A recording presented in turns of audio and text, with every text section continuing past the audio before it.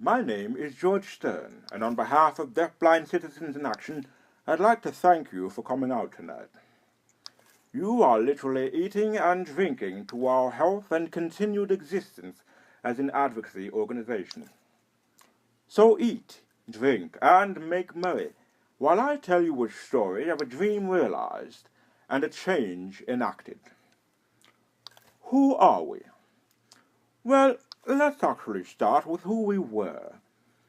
We were, in 2009, 6 young adults from across the nation gathered in Washington, D.C. by the ambitious vision of Dr. Amy Parker and then HKNC Marketing Director Suzanne Ressa to give DB youths access to the processes and people that shape public policy. We were college graduates, high school graduates, current students, artists, working men and women.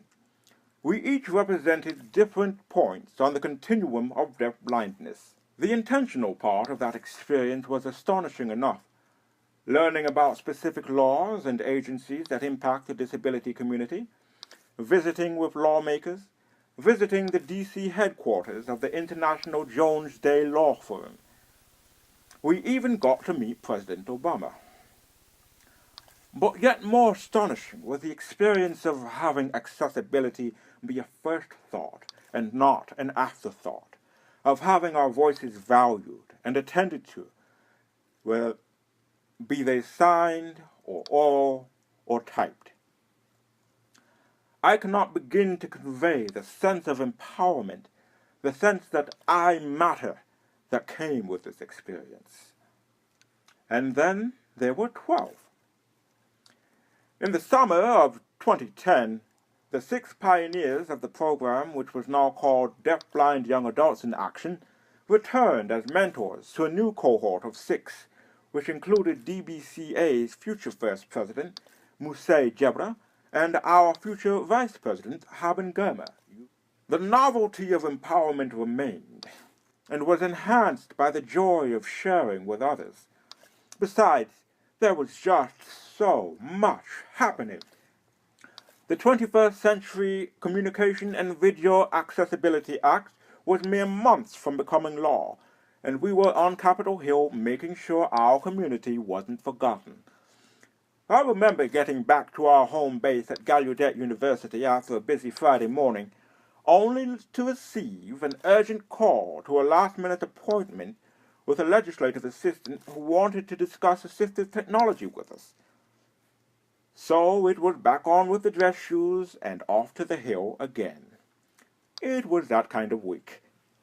We were being heard and listened to.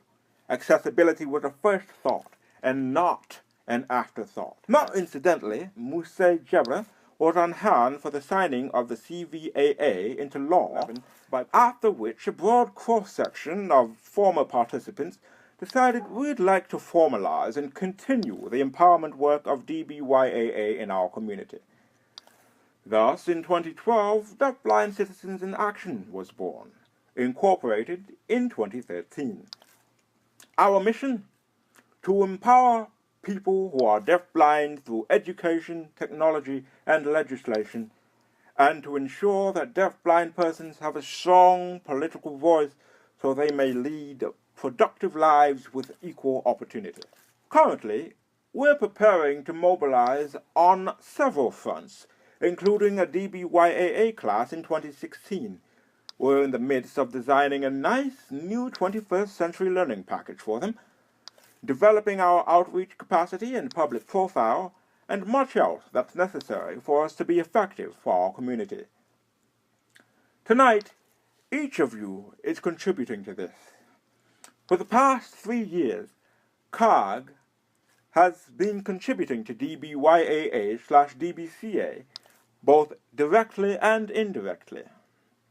Remember what I said about first thought accessibility and having a voice? Well, the professionals at CAAG are integral to that.